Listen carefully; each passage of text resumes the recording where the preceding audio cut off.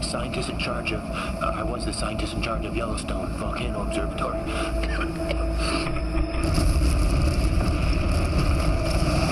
I'm not sure what day it is, and I'm not precisely sure if the eruption is over. I'm trapped here in some kind of military installation in some goddamn part of Colorado. We've got no food, and we've got no power, and the ashfall has contaminated the water supply.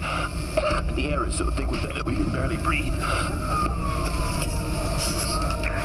These men that I'm with, these think if we stay put that we're going to be rescued. But I honest to God believe that we just watch and wait. We're as good as dead.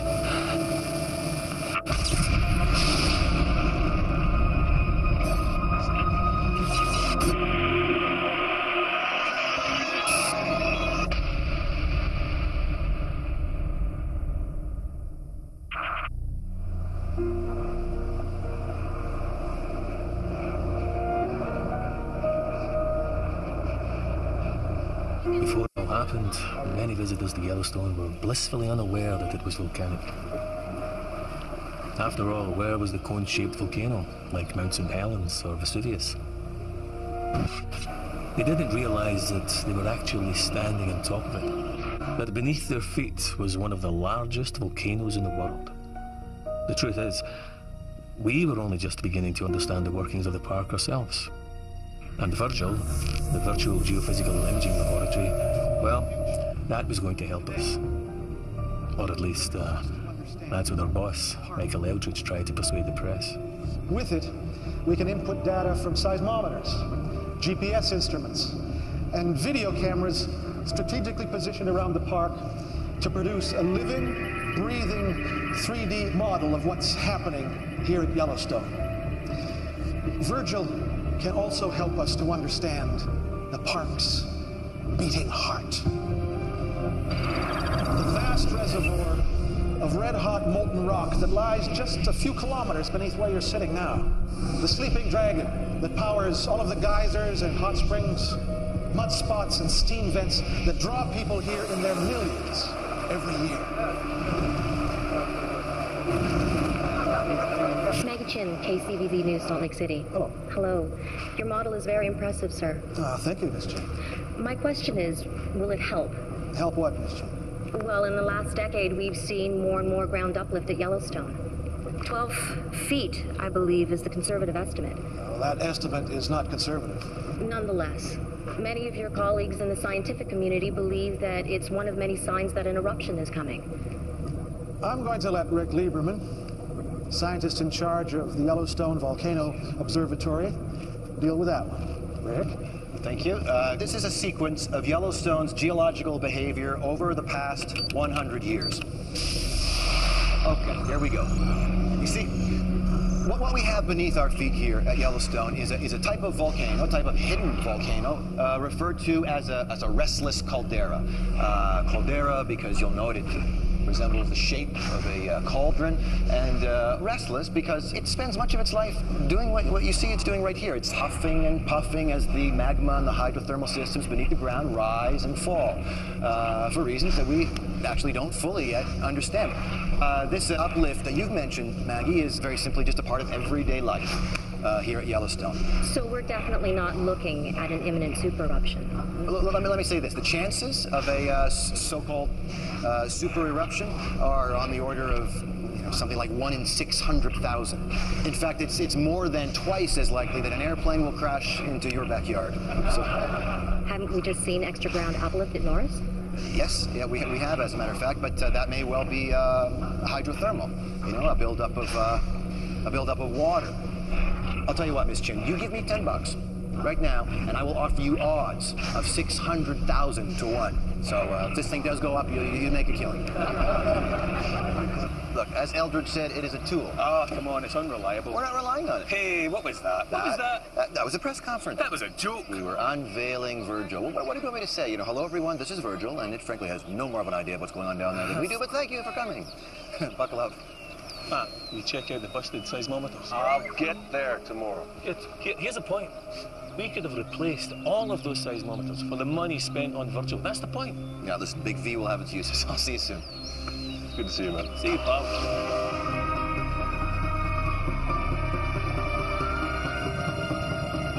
Listen, I need the coordinates of the Taiwan quake. Yeah. Kaohsiung region. Yeah. Hey. 5-7. Yep. 3-3. Okay. This thing takes up far too much space, you know.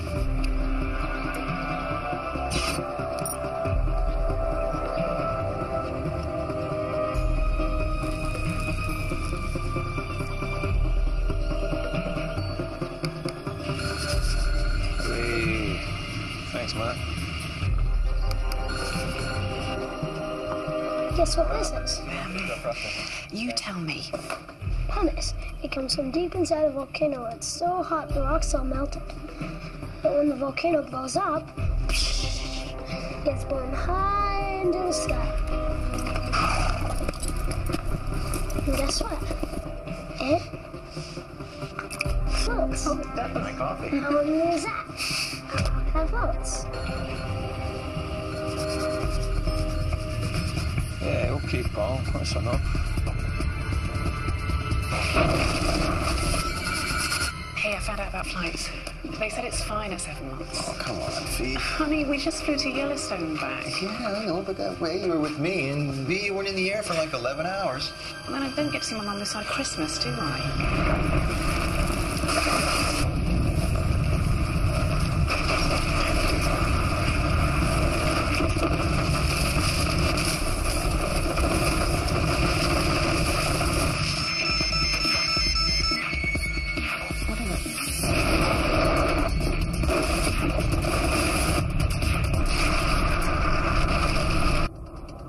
We got a quake.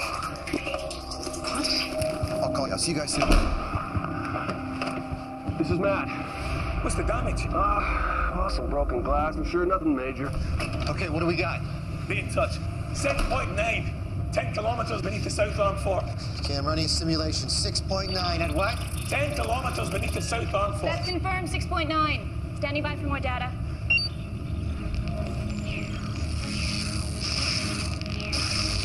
Look at the webcam images of the fishing bridge area. Over, say the last 5 minutes. Oh, go back.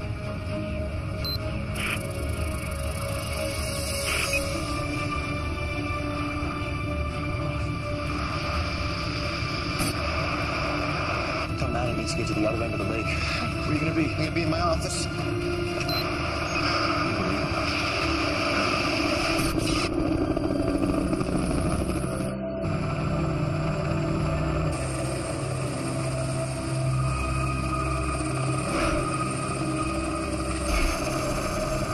Fortunately, due to the remoteness of the area, damage was limited.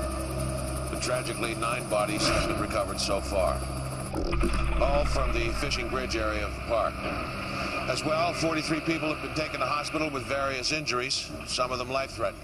I'm going to hand you over now to Mr. Rick Lieberman of the USGS, then we'll take some questions. Rick? The earthquake, a 6.9 on the Richter scale, occurred at 12:13 local time, centered at a depth of 10 kilometers beneath Mount Sheridan, at the southern end of Lake Yellowstone.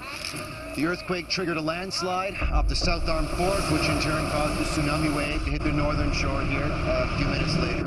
All indicators suggest that this quake was not volcanic, but was tectonic in its nature, caused by a grinding together of the Earth's plates along a known fault line. The pattern of aftershocks of decreasing magnitude is consistent with this type of seismic activity. Any questions? Is it true Old Faithful is stopped? Yes, that is true. However, ground movement can both block and unblock hydrothermal features. Has there been any effect on the uplift in Norris? No, not that we've seen at all, no. Are you still sure that there isn't going to be an eruption, Mr. Lieberman? As I've said, Miss Chin, this earthquake was not caused by volcanic activity, as far as we know. We are increasing our alert status to yellow, which, as you know, does mean watch.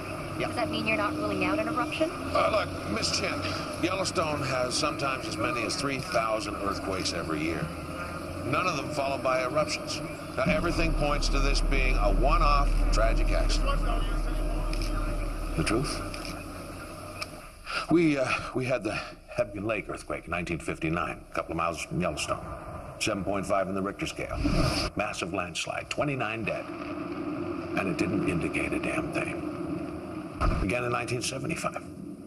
Mag 6, it didn't either. I mean, hell, I'm a politician, not a scientist. The USGS guys tell me it's another Hebgen Lake. I gotta take their word for it. You know? You go on the available facts. Problem was that, with a place the size of Yellowstone,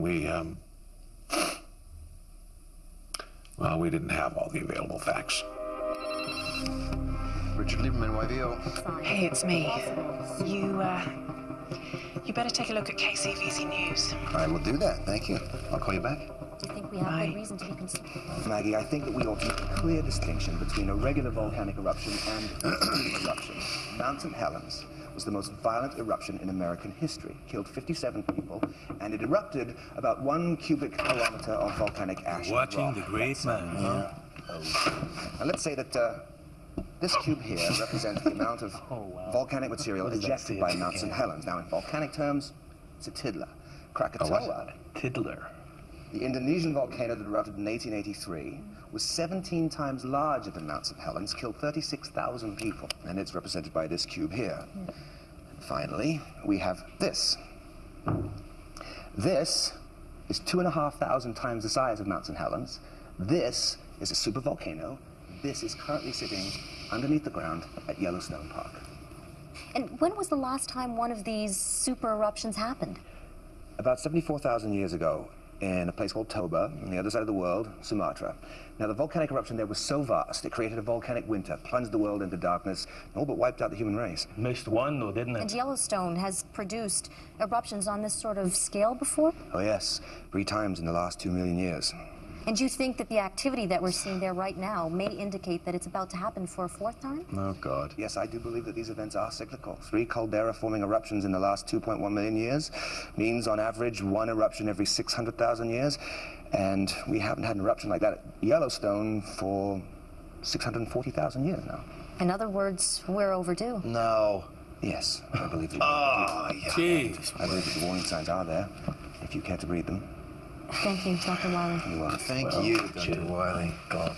I know he's your brother-in-law, Rick, but the guy's a total numpty. That's not a good thing, right? No, that's not good, no. Is there or is there not a magma chamber underneath Yellowstone National Park? Yes, Ken. Yes. And is this magma chamber of sufficient size that if there was an eruption there, it could potentially be rated as a super eruption? Exactly. Well, I'm not saying that there will. I'm saying that there's a chance. No, what you said on television was overdue. You know that's what you said. Overdue, you said. Caught up in the moment, I expect. Well, you and a few million other people, I guess. Hey, let's not do No, sis, I have a legitimate scientific viewpoint. He thinks he's the... Have you ever actually been to Yellowstone? It's not necessary. Your excellent website provides all the data. I just interpret. Oh, you misinterpret. That's what you do. Can we not do this now, please? Look, all I'm saying is you do not go on television and create a mass panic over one potential scenario just in order to sell a book. Oh, come on. You don't go on television and tell everybody that everything's going to be just fine when you know damn well it might not be. Kenneth? No, but just... No! Both of you. I said not now. I'm sick of this. Do you have nothing else? You haven't seen your nephew in over a year. Sorry. Hello, Will. How's school? Seamless. Sorry. When I first met Rick, he was a geology student, part of a team studying Yellowstone Lake.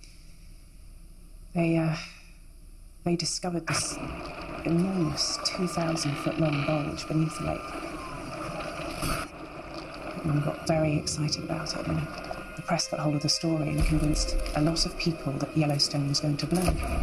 It created this huge panic, and then nothing happened. made Rick very cautious about what he said in public. And when he got the job as scientist in charge, he would pay even more attention to what he said. So, it's a boy, right? Little boy dragon. Huh. And with a new feature. Show me. Some sort of anomaly above the magma chamber just below Firehole Creek Basin. Yeah. Could be water or gas. An intrusion of magma through a fault line opened up by the quake, right? Yeah, impossible to tell until we get a clear image. Oh, thanks. We're still processing all the data from that chaos sunquake. Oh, God, that was days ago. Yeah, I know. Listen, Matt's found a section of dead pine to the northeast of Sour... You got a visitor. Hang on. Northeast of Sour Creek Dome, along a ring fracture of the caldera rim. CO2 or heat? CO2, suffocating the roots. The magma's only 2 to 3 kilometers deep at that point. Yeah, or less if it's rising.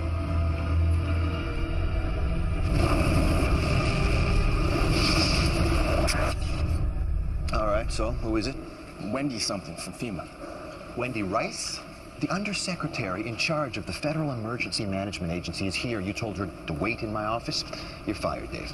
You can't fire me. Yeah, you're lucky that's true. I'm sorry. Ms. Rice. Hey, you've caught me off guard. Sorry. I'm Richard Lieberman. Yes, Rick, I recognize you from the television. Oh. Just call me Wendy. Thanks. Well, sorry about the mess, Wendy. No problem. It's been a busy couple of days. Please sit down. Yeah, I'm just going to cut to the chase, Rick. I want to know if we should be worried about this.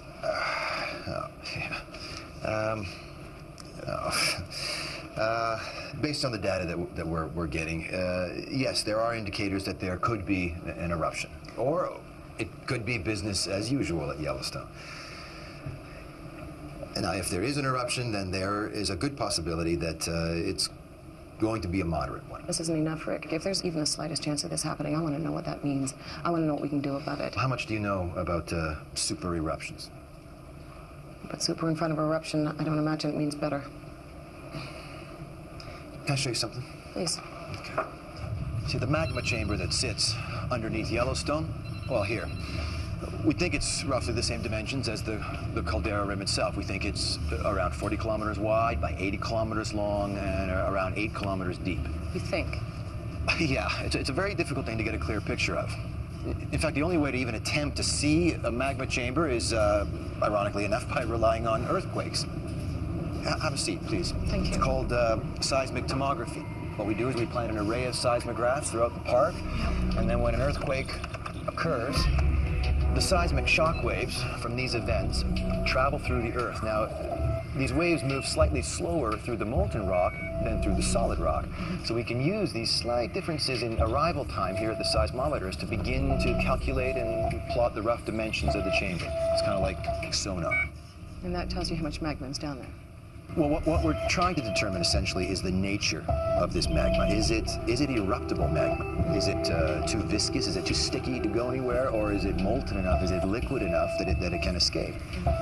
You know, we also want to know how it's situated in the chamber. Is it kind of spread out in individual pods or pockets throughout the chamber? Or, and this is what we don't want, is it accumulated in one place, sufficient enough that it could trigger a super eruption?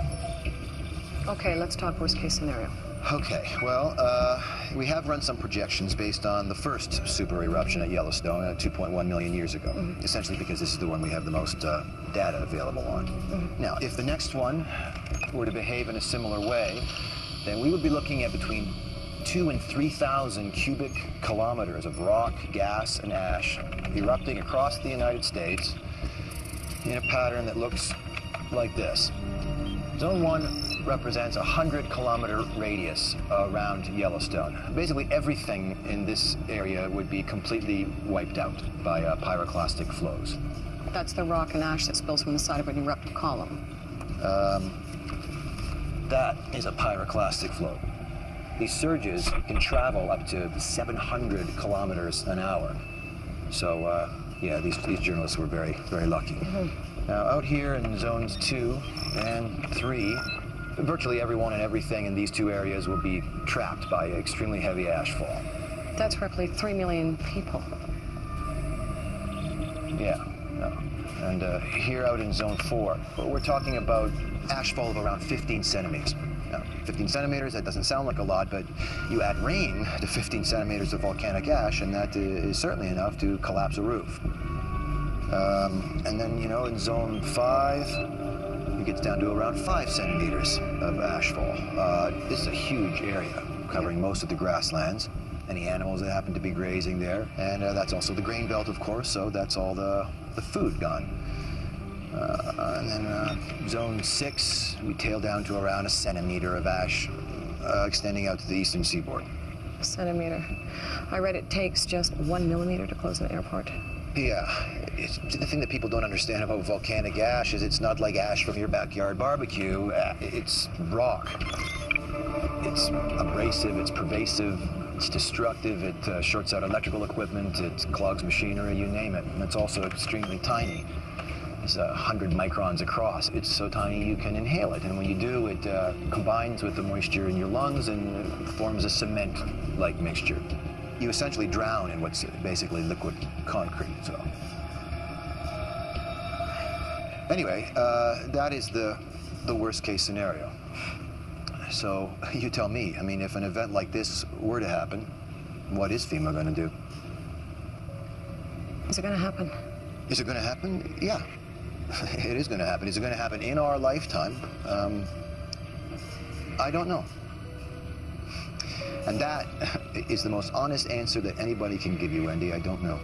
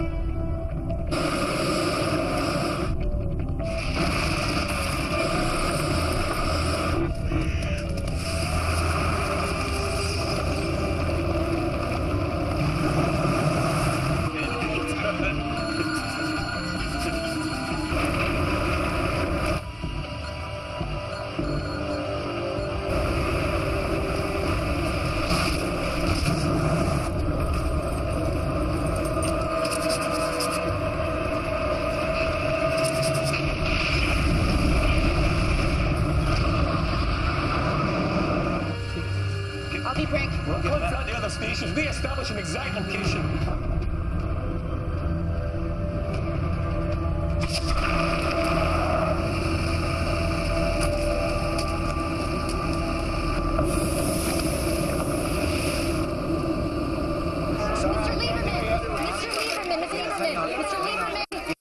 Denying the possibility of a super eruption. Norris, as I've said to you before, Miss Chin, Norris was a hydrothermal event, and by no means a surefire indicator of volcanic activity. And certainly not on the scale that you are referring to. Nevertheless, we have issued a code red warning because we don't take these things lightly. Yes. Daddy. Yeah. It's getting famous. But you can't rule out a super eruption, can you? What's what? Twice as likely as an asteroid strike, according to some experts. And half as unlikely as being struck by lightning, Miss Chin. And how many of us lose sleep over that? That's all the time we have. Thank you. Thank you very much. Too much politics, not enough science. Okay, are we ready to run this simulation? Let's do it. All right.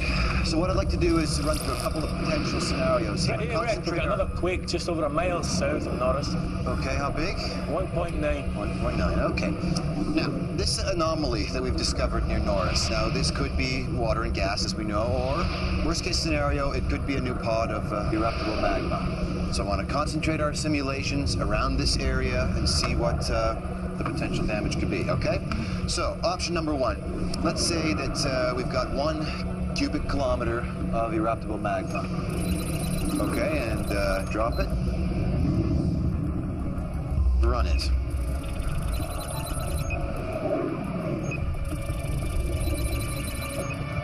No eruption. Based on option 1, seems not. All right, then let's keep all the other parameters the same, but increase it by 5, so we'll make it 5 cubic kilometers.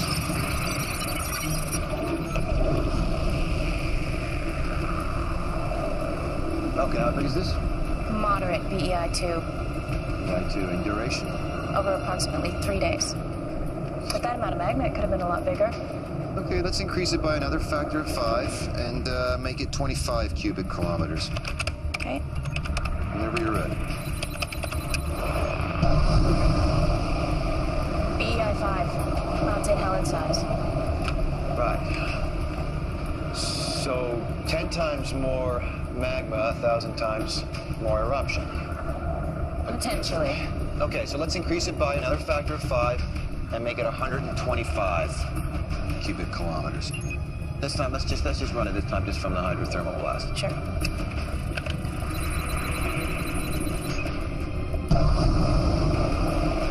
BEI5 again. Okay. BEI5 again.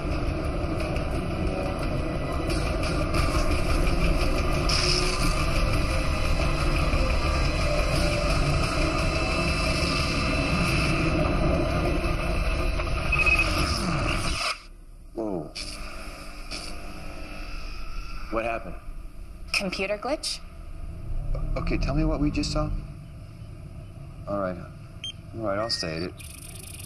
If we have a reservoir meltdown there that's larger than 125 cubic kilometers, then this model is telling us that even a moderate eruption near Norris could destabilize the rest of the chamber and trigger a...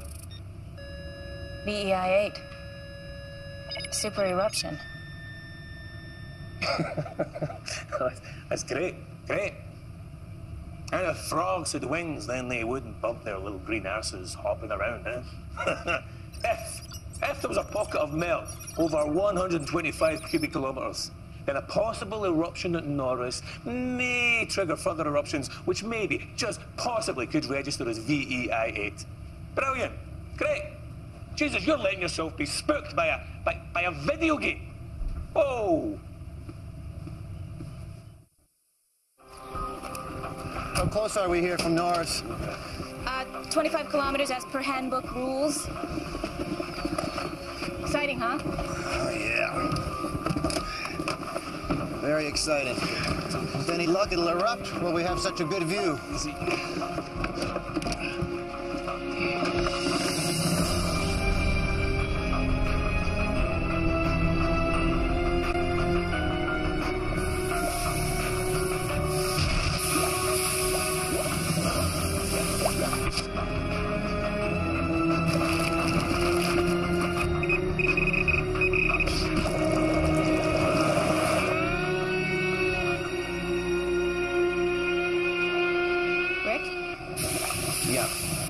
Nancy, you better get up here right away. Okay, so where's this uplift concentrated? Here, Firehole River Basin. It's miles from Norris. Hang on, the question is this rising magma or is this groundwater? I could make a plausible case for either. Yeah, I know you could. Another 2.2 to the northeast of Norris. That's the third today. So, we got another swarm coming? I need the SRI data for the entire park. Could we get more instrumentation down at Firehole River Basin? If we steal them from elsewhere. Well, steal them. To a geologist like me, there is only one surefire sign of an impending eruption, and that's harmonic tremor. That's a seismographic reading which indicates that magma is on the move. Even then, though, even when you see one of those, you can't tell how big an eruption you're looking at, but you know that it's coming. Well, on the 26th of June, for the first time, we saw just that. We saw harmonic tremor. And where is it? Norris. Rick, do you want to suggest a change of alert? Yeah, you know, another red, it's going to create more panic. This is as sure as we get. I know. This is imminent now. I know. You want me to plug the data into Virgil? And find out what? Hang on. No, really, please, and find out please. what? Let's do that and just see if it can get... Look, there's going to be an eruption, okay? We know that. I don't need you to tell me what harmonic tremor means. So no, you need to advise on upgrade to the red status, and you need to let people know. Okay, so if I upgrade to a red, everyone's going to think that we've got a super eruption on our hands. I am not going to be held responsible for some kind of mass panic. Oh, wait a minute, it is our responsibility. No, shut up, Dave. It's our job, it's our duty to let people know, to tell them what we know. So get your ass off the fence. Well, and you tell me, going on TV and telling Joe Sixpack that the end of the world is nigh. You tell me how that's going to help this situation. What do you think our purpose is here? Hey, listen, I will brief FEMA and I will brief the state, but just before they evacuate the whole of America, they're going to want to know how big the thing's going to be. Well, at least the ship's got a bloody captain.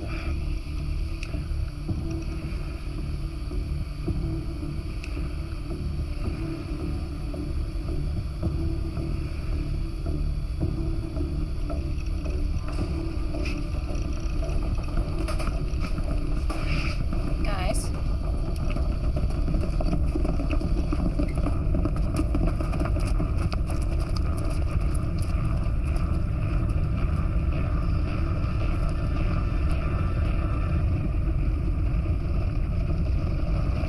This is gonna be big.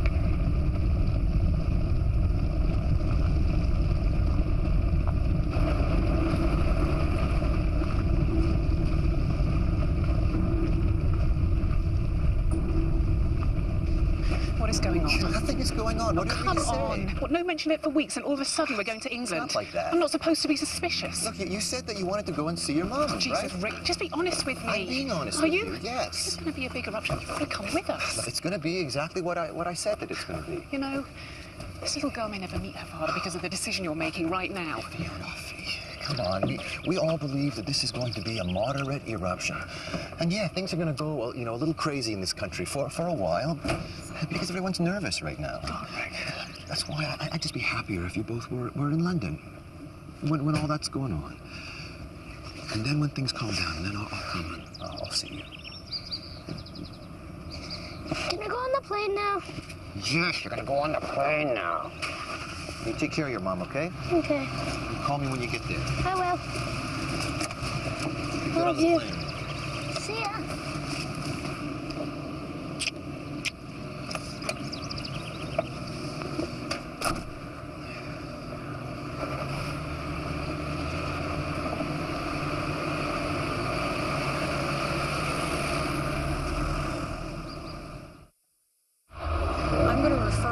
San Francisco FEMA office, and I want you to talk to Lisa Cochran. She'll be the one to direct any activity at that point. Okay. One moment. Bring the center screen volume up. A leaked email seen by KZVZ confirms that the U.S. Geological Survey expects an eruption anytime soon, possibly within hours, and possibly with devastating consequences for America and the world. Oh, God. I'm Maggie Chin with KZVZ News, reporting to you live from Yellowstone National Park. The radius of 100 miles around the park is being evacuated amid scenes of chaos and confusion. Highway 20, the main route linking West Yellowstone to Idaho Falls, is at a complete standstill.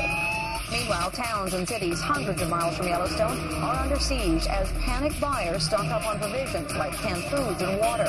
Many stores have been forced to close early, prompting fears that violence will soon erupt. We have to shoot and we will. We'll defend our property and our life.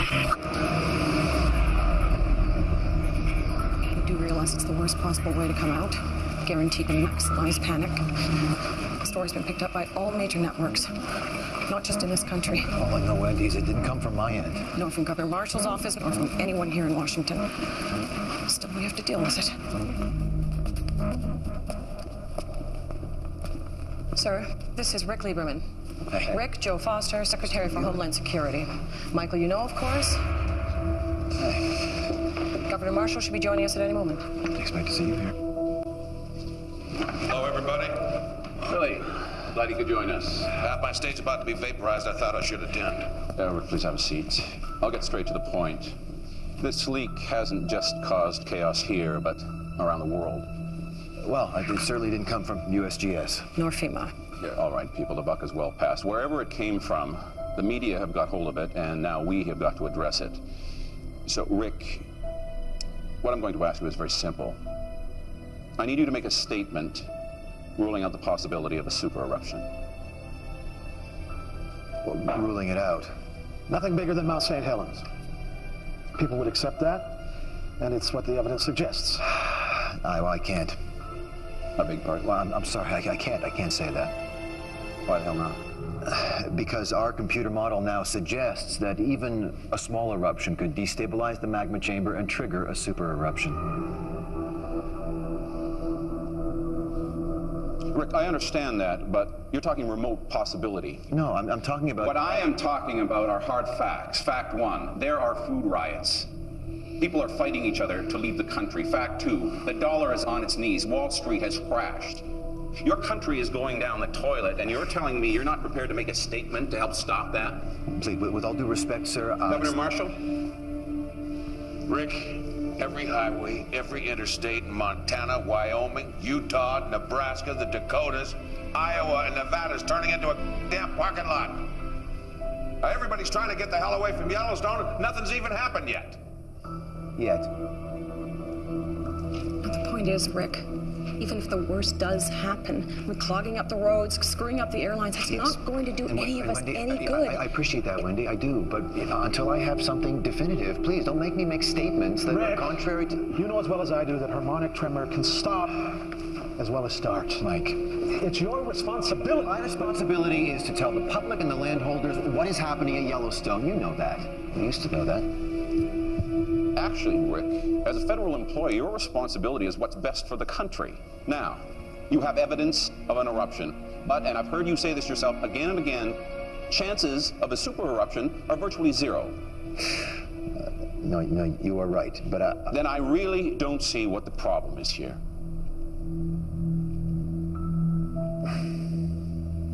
Thank you all. I'll see you in 10 minutes.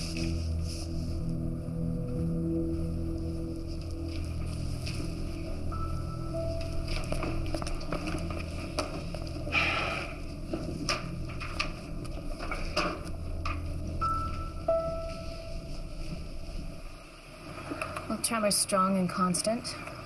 I'm plugging the coordinates into the seismic image. Should give us a clearer idea where the magma is. Good.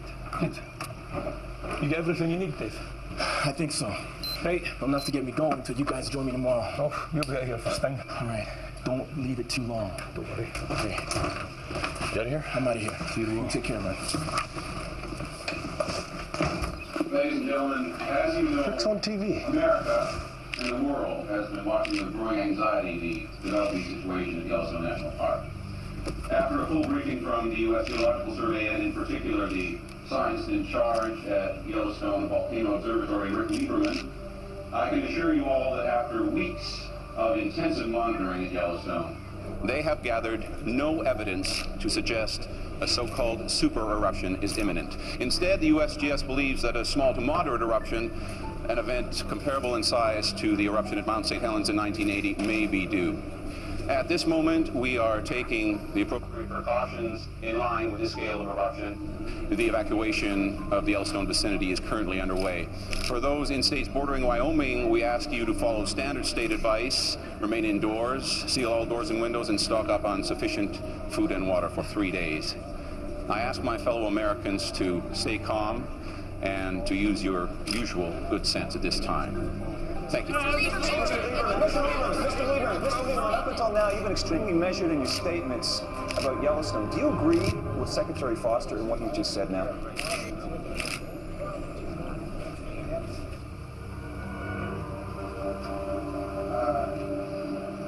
Yes, I do. Thank you. What?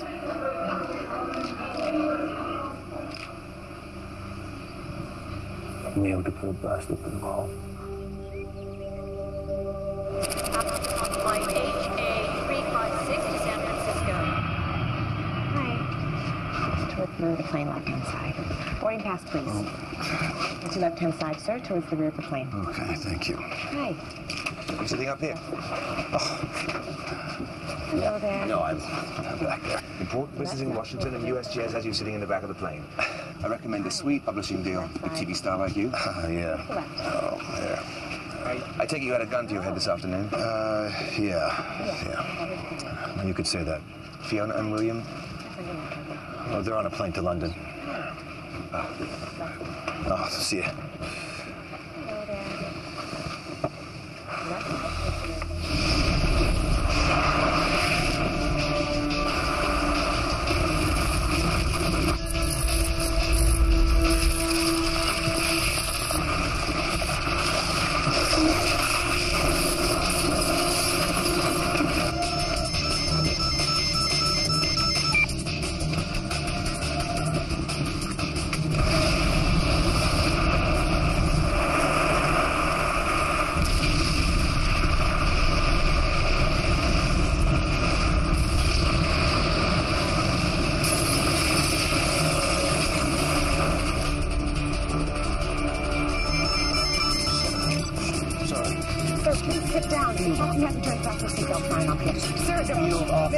Sir, I have to ask you to turn your phone off. Jack! I think he's over here!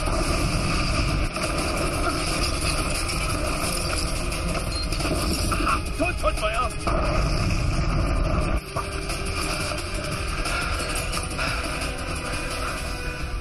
This isn't mad. It started.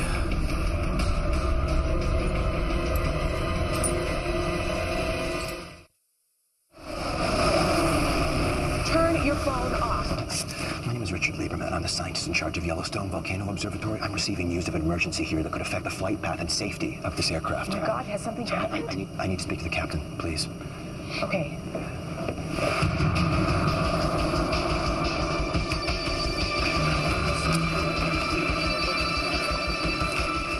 Hey, Bob.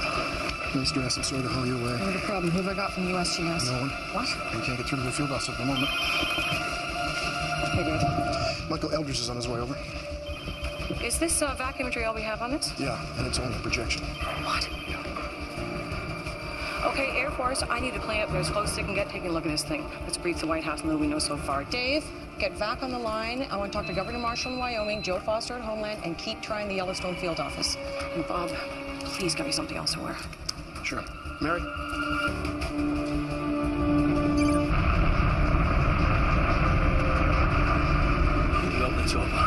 You need to take a look.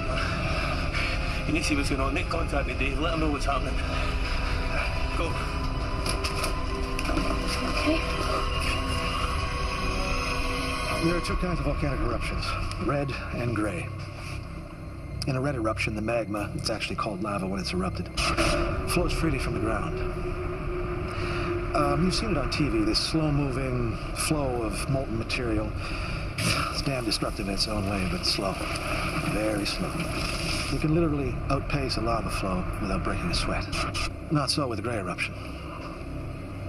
What you have there, you've got magma trapped by overlaying rock, okay? The pressure builds and builds to the point the whole thing blows. The magma under pressure turns to foam and gas, which bursts upward in a vertical column at twice the speed of sound, 50 kilometers up into the stratosphere.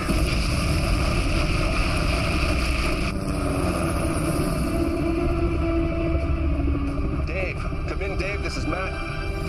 Damn it. Dave, this is Matt. Hey, Matt, it's me. I'm heading out to Bozeman. Where are you? Just to the northeast of Morris. What are you seeing? Oh, it's a single vent. Moderate size at the moment. How far from Bozeman are you? About an hour. Okay, listen. Rick is on his way back from Washington. We got shaken up pretty good back at the field office. It's completely down. What can you do for us? I'll be up and running in 30 minutes. It's been estimated that within the first hour, 100 million tons of pumice, rock and ash were ejected, powered out by something with the explosive force of 1,000 Hiroshima bombs. Then the wind carried the top of the column eastwards. Within an hour or so, pumice and ash began to fall in towns hundreds of miles away from Yellowstone. Cody, Billings, Idaho Falls, Bozeman, where Dave was. Can you give me a hand? I've just got a few things in the back of the truck to unload. Thanks a lot. Rick, it's Dave. Dave, listen. How's this seismic activity? This is a triggered an eruption. Yeah, Matt said it's a single vent. Okay. Dave, I need to determine the size of this vent. I need to do that as soon as possible, all right? All the equipment's down, and Matt can't get a clear view from the chopper. Just put that down anywhere. I'm booting up a link to Please, tell me you have a high-speed data port. Oh, yeah, it's right over there. Oh, thank God. Thank you. Sorry, Rick. Yeah. I'll have a satellite uplink in a few minutes. Should be able to see the ash cloud, and I'll patch in the back. Okay, listen, Dave, I need you to talk to Michael Eldridge in Washington, okay? Get a hold of him, just, inform him about what's happening, and tell him that we need him to declare red level 3 emergency, all right? You got that? Red level 3. I got it. All right, and if this threat gets any bigger, anything else opens up, and I need to know about that, Dave. Will do, boss.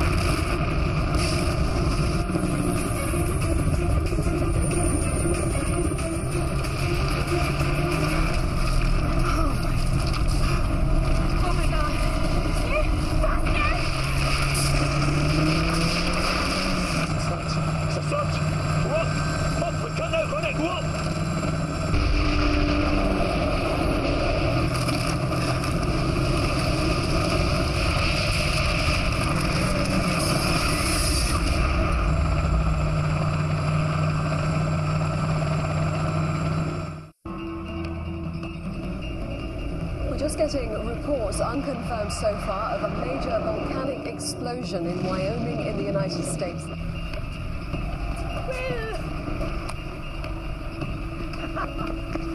Early reports from Wyoming say the eruption has killed literally thousands of people. Many cities near the volcano in the Midwest have been destroyed. Authorities now fear a humanitarian catastrophe on an unprecedented scale.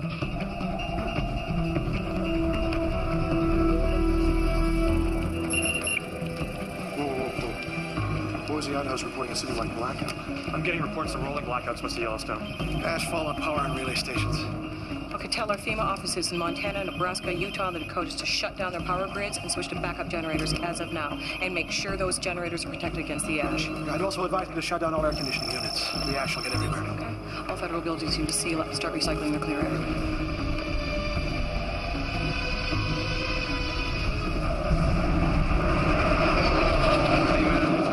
Trigger 2, over. Go ahead, Trigger 2. I'm now monitoring the eruption element, level 500. Indications are below about 290. The wind is westerly, but above that it veers around to 7 or northwest, over. Hank. You got those coordinates? 290, the wind is westerly. Oh, man. It's directly across major commercial air routes. Hank, I want all airspace across the central USA cleared and put east and west coast on standby. Michael, where is your guy? I need him here. Rick Lieberman? Yes. He's in there somewhere. He was flying back tonight. Okay. Anyone need some blanket? There you go.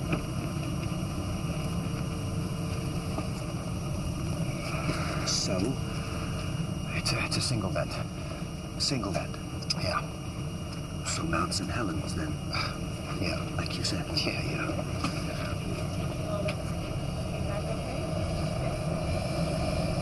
What's that? Come on. That smell. Sulfur.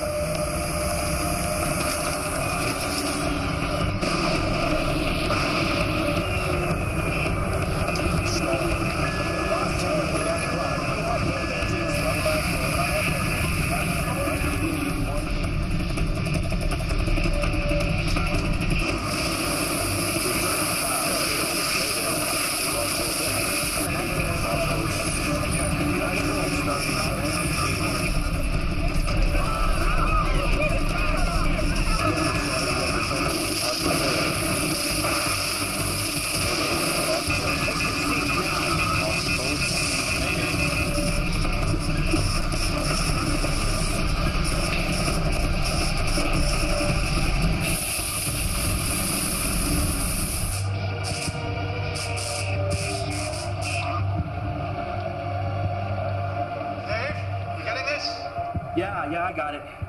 Does the guy have a zoom? Can you get him to zoom in? Trigger 2, can you zoom in? Wait. Oh. Hey, you see that, Michael? Another one. Yeah, that's vent number 2 opened up now.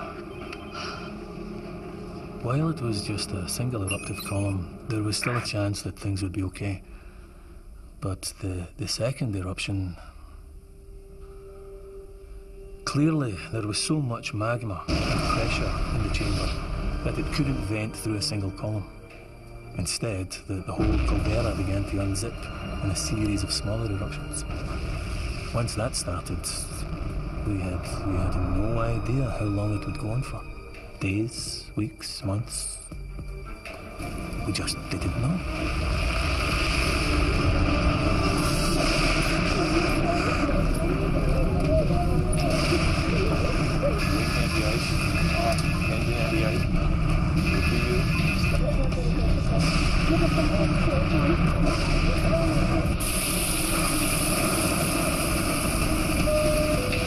Ladies and gentlemen, this is Captain Frank.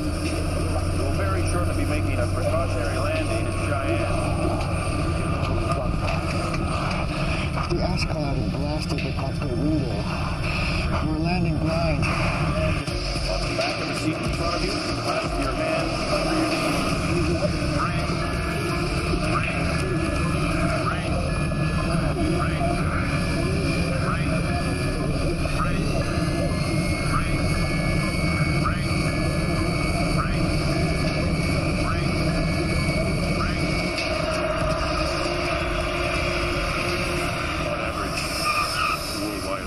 Planes each year unexpectedly fly into ash clouds, and on that night 35 did, and that was just over the U.S. Flying into one of these ash clouds is worse than getting a dump truck full of sand thrown into your engines, because volcanic ash, well, it's rock. The ash melts over fuel nozzles, turbine, various engine parts. The really amazing thing is how often the engines survive and restart once you get back into clean air. So we were among the lucky ones. We got down in one piece. And by the time we did get down, no one else was taking off anywhere.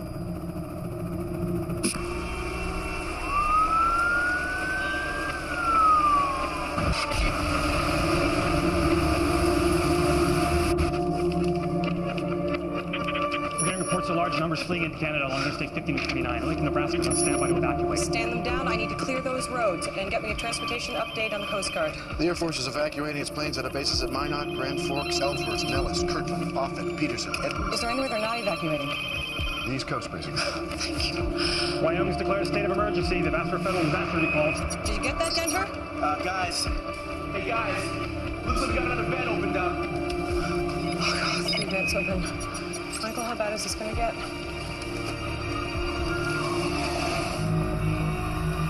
Find military installations. What are you doing? Hang on. Okay. There's a military installation about 4 clicks this way. They might have a comm links to FEMA. We're not going to walk. We can't stay here, Ken. Up the trunk. No, Rick, for God's sake, Rick, it's volcanic ash. We can't go out in it. When Vesuvius erupted, the people of Pompeii stayed in their houses. How do we know that, Ken? It was reserved in volcanic ash. Right. We'd already seen from previous eruptions, Mount St. Helens, Montserrat, Pinatubo, we'd already seen that the terrible damage that even small amounts of volcanic ash can do. If it gets in your eyes, it can blind you. When it's breathed in, it will mix with the moisture in your lungs to form a suffocating cement. It's also unbelievably dense. Just 20 centimetres can collapse a roof, half that amount if the ash gets wet. Only people living within a 100-kilometre radius of Yellowstone had been evacuated. Everyone else, caught under the ash cloud, was in serious danger. Dave, are you getting this? Yeah, I'm seeing it. 2 more vents makes 5. I'd say the caldera is definitely opening up. What do you think, Michael? I concur with that.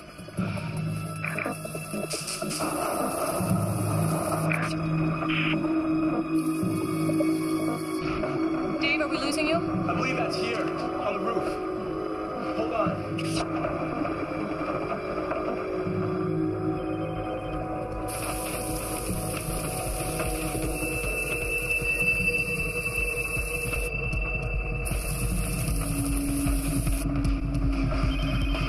coming down hard. Dave, you gotta get out of there now. What? And go where? Well, you got a secret highway no one knows about? What about the people in the motel? Some are gone, but most are staying inside hoping to ride it out.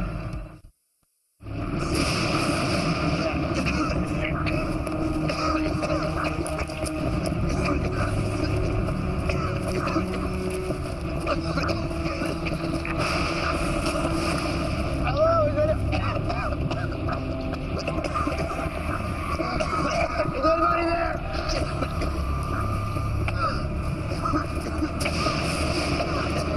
Will you state your business? Yeah. My name is Richard Lieberman. Is your communication equipment working? Yes, sir, it is. You need to contact Wendy Rice at FEMA in Washington. It's Richard Lieberman, YVO. Hold on a second. Yeah, she's here. Don't hang up. Wendy Rice.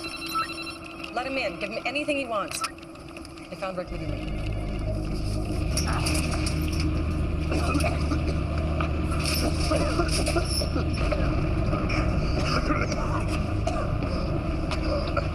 I'm Sergeant Jeffrey Johnson. Hope you guys understand the precautions. Thanks, Johnson. Thank you for letting us in. There's water downstairs. Thank you. After you guys.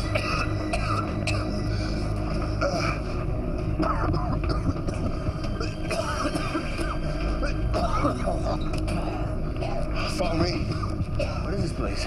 It's an old Cold War bunker, sometimes used as a relay station for NORAD. Are you based here? No, sir, I just service the equipment. I tour all these sites, spent 2-3 days in each one. You've got food and water? For 5 days, for one man.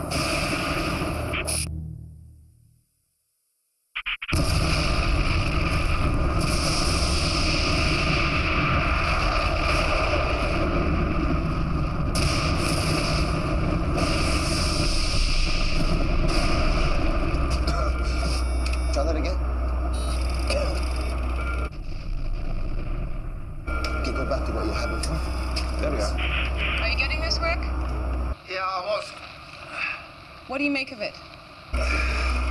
Show me the satellite image. Mapping, bring up satellite. Okay, go closer. That's amazing. Okay, can you give me the thermal image?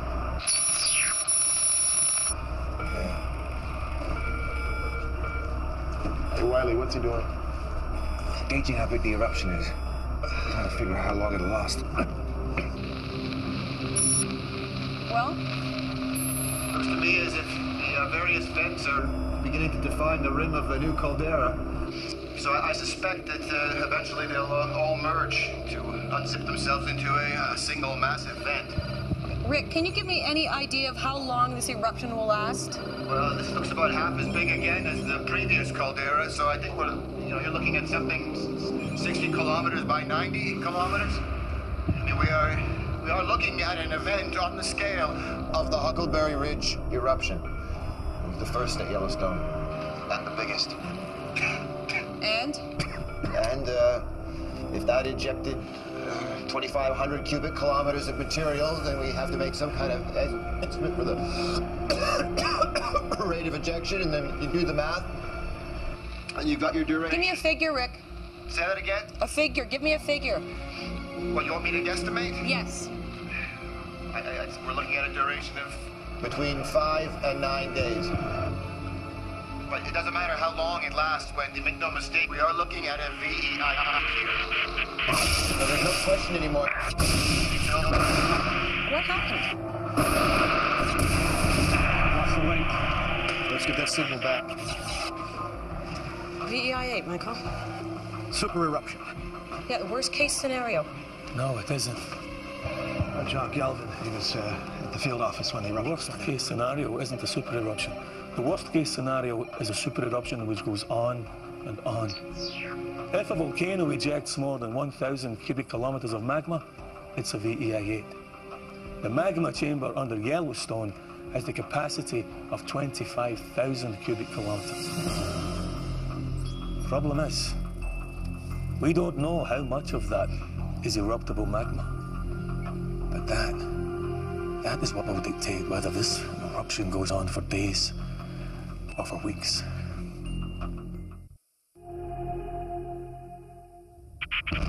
By day 3, the volcano showed no signs of slowing.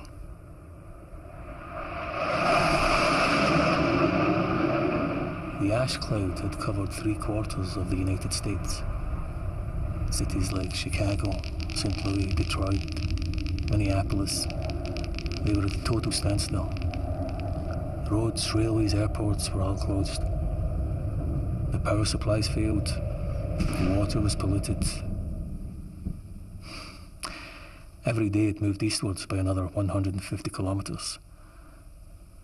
And all we could do was sit and watch. L'eruzione possa essere contenuta o se ci troviamo di fronte ad uno dei peggiori disastri. We have no clear idea of how long it might last or what devastation it might wreak. تشير آخر الأنباء إلى أن الكمم والصخور التي قذفها الانفجار الفولكاني. Listen to the advice of your local emergency services. Follow it. May God be with you all. Hundreds of thousands of US citizens are homeless as they fled from the ash cloud that now covers 3/4 of the country. Thousands of others have been trapped in their homes, and the Federal Emergency Management Agency admits it could be weeks before they can get aid to them. Good morning, sir. Morning. Morning, all.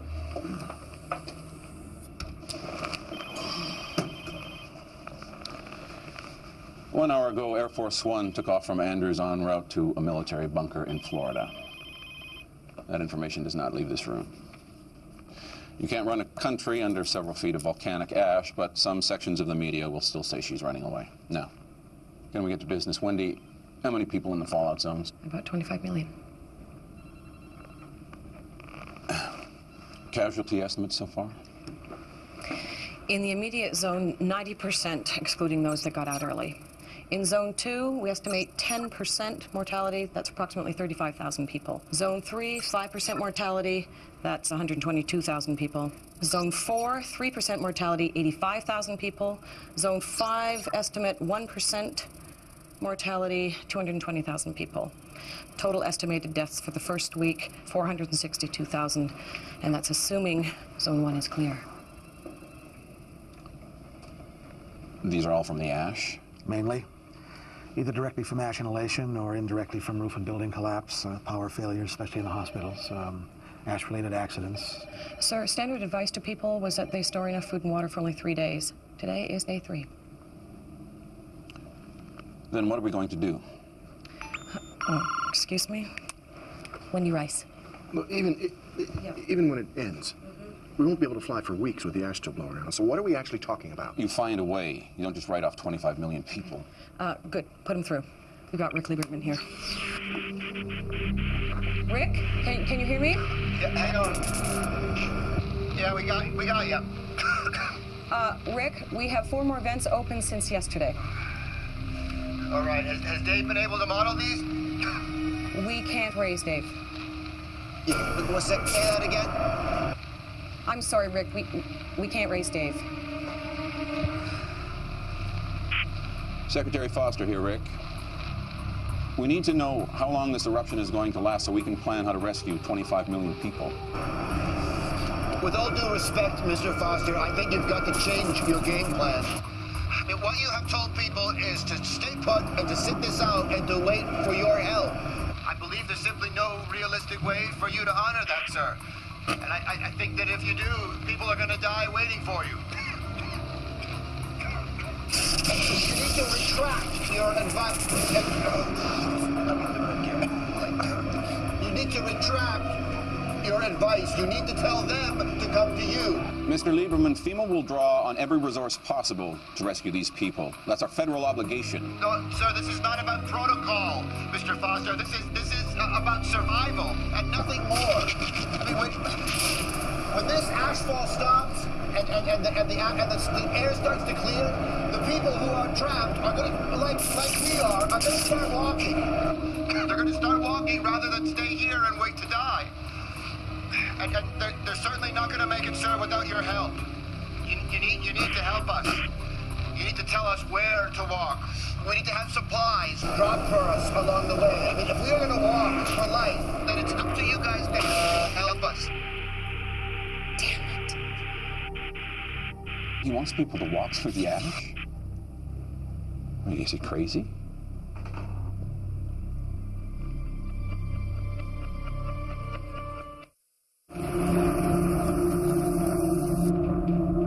I just keep thinking, could I have done something different? Should I have done something different? Just been more decisive or stronger if I could have, made the call earlier. Maybe that would have changed things.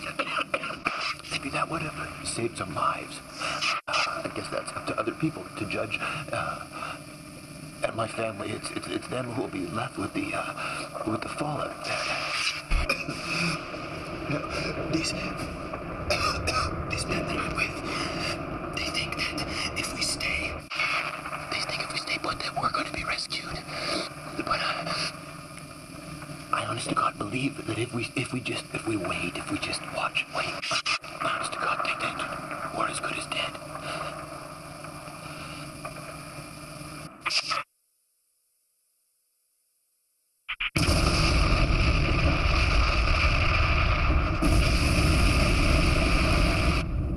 By day 5, over 2,000 cubic kilometres of ash and pumice had been dumped across the United States. 2,500 times more than the fallout from Mount St. Helens. But that was only about 10% of what was in the magma chamber. How much more would come out depended on how much more eruptible magma was down there. The country was already on its knees. Thousands of people dead, millions of others homeless. If it didn't stop soon, well, let's just say we were running out of options. We have just received reports that Mexican authorities closed the border 4 hours ago. According to aid workers in the area, 3 million people have now gathered at the Mexican border, many of them without shelter, food, or money. Maggie Chin, KCBC News. They closed the border? To U.S. citizens, yes. That's totally unacceptable. They're condemning people to death. The Mexicans say they can't cope with the numbers. Well, we're going to have to kick some ass. Well, I think the president might feel that right now is a bad time to invade Mexico, Bob. Can we move on? Yes, sir. All right, our best case scenario is if the eruption stops in 2 days. If that's the case, access to zones 1 and 2 won't be possible until at least 3 to 4 weeks after that, so it's unlikely we'll find any survivors. We can start supply drops into zones 3 through 5 about 2 weeks after the eruption ends if the weather is with us, but it's going to have to be piecemeal, depending on whether the satellite can find clean skies for the aircraft. That's too long. What about Rick's walk to life? We can't advise people to walk through the ash. It's just too dangerous. So are we asking people just to sit there and starve to death? There are hundreds of thousands, maybe millions of people stumbling around out there, looking for help.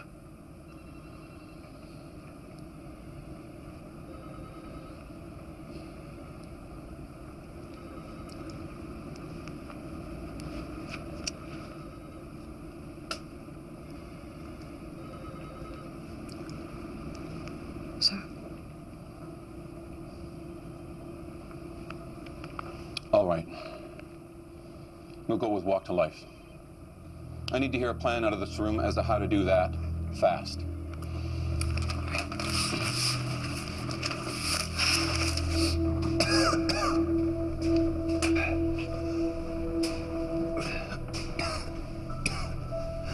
Well, it's still raining. Ash?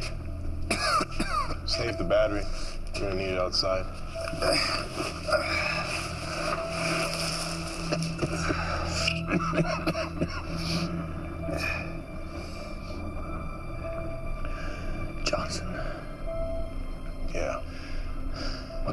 be looking for you. For me?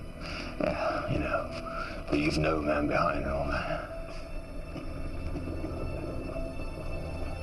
That's the Rangers.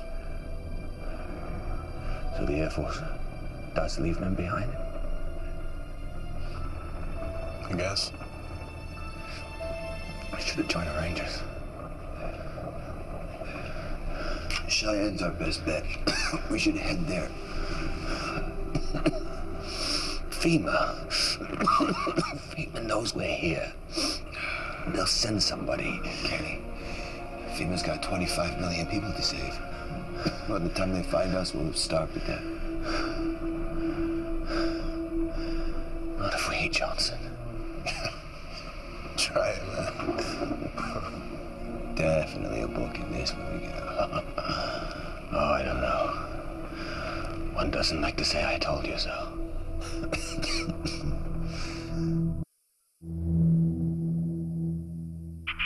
We assumed that when all the vents merged together to form a new caldera, then the pressure would drop and the eruption would stop. That was our thinking.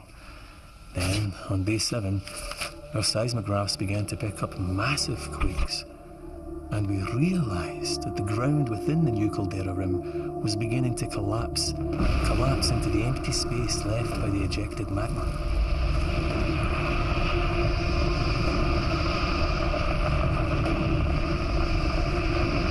That's all the major drop points. The Pentagon has 45,000 pallets, 800 planes, and 560 choppers ready to go as soon as it's safe to fly. Information leaflets? With the ash jumpers and all the pallets. You need to see this.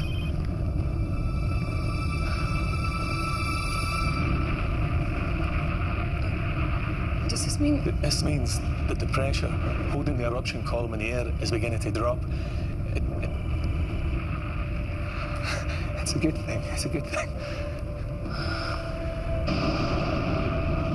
And now to the news that America has been waiting for, the end of the super volcanic eruption at Yellowstone National Park. At 9:17 a.m. local time, the eruption column began to collapse. Ocurrida en el Parque Nacional de Yellowstone, Wyoming, Estados Unidos, parece haber llegado a su fin. 这是整个火山爆发当中具有关键性的转折点。 Huge pyroclastic surges, which radiated out over 100 miles from the base of the column, overwhelming the U.S. Air Force drone has been monitoring the eruption. Across America, the overwhelming task of trying to bring aid to the estimated 29 million people trapped by the ash fall begins. Authorities now admit it'll take weeks, if not months, to reach those trapped closest to the volcano. We're gonna head back toward the interstate and then turn north. Any abandoned vehicles we come across along the way, I think we should stop and check them for water in the washer bottle, food, anything we can use. Okay. Okay. How far? Outskirts of Cheyenne are approximately 25 kilometers. You know, I've got to say, Richard, this has been a crappy boat tour so far.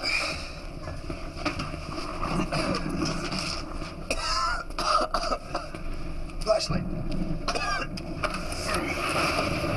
Ready? Okay. Come on. Come on. Up.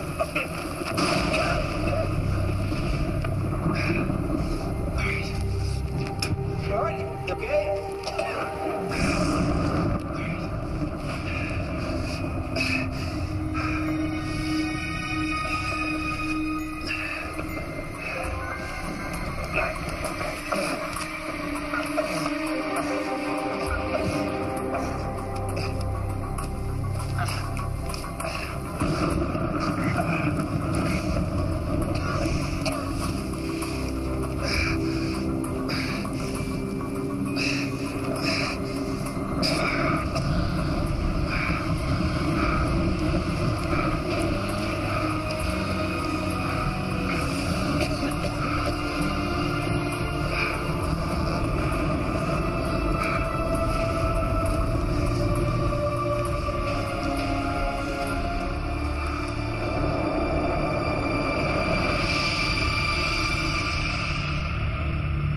It used to be BC and AD, before and after Christ.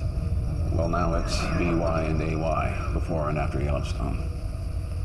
Before and after the world changed out of all recognition. Suddenly, utterly irrevocably.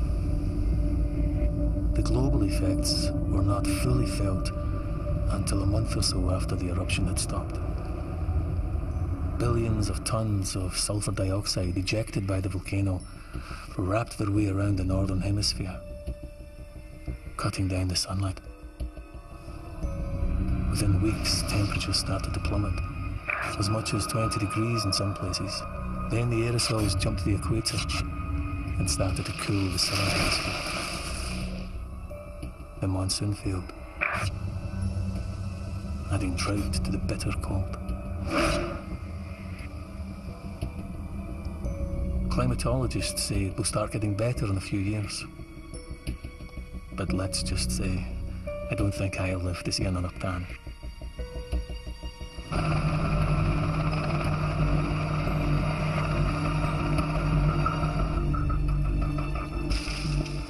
Clear up the scale of what we still have to do all this time on. 80% of the USA covered by ash. 20% rendered unusable or uninhabitable. Cities and towns permanently abandoned. Billings, Cheyenne, Denver, Salt Lake City. I don't know how we kept going, to be honest. I mean, just the animals. The livestock. Millions dead. Rotted where they fell. And the people.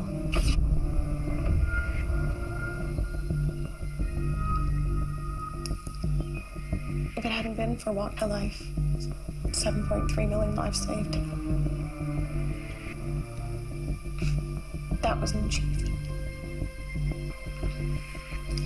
And it was Rick's achievement.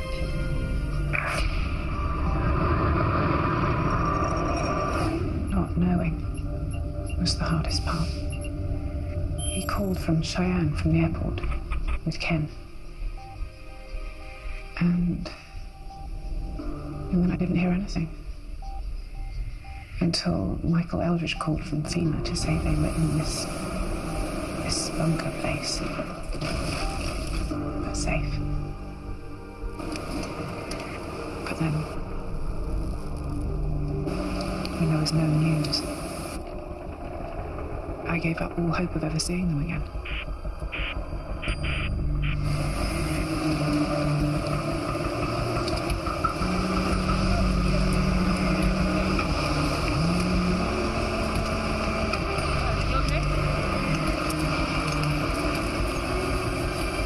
Sir, I believe this is yours.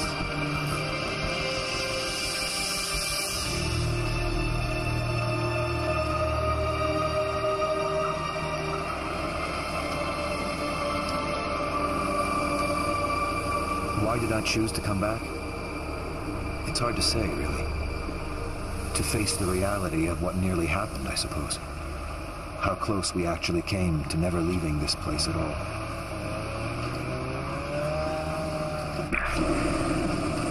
We were picked up in Cheyenne.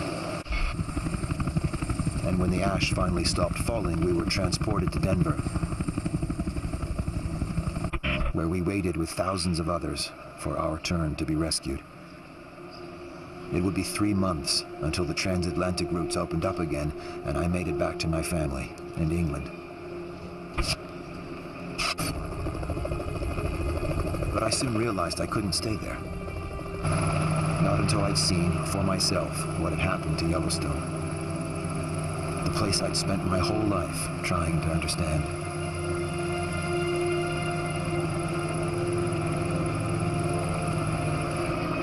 Things will get better. They will, eventually. Nature will recover. The world will recover. This, after all, is not only how life ends, it's also how life begins. And one day, someday, Yellowstone will erupt again. But not on my watch.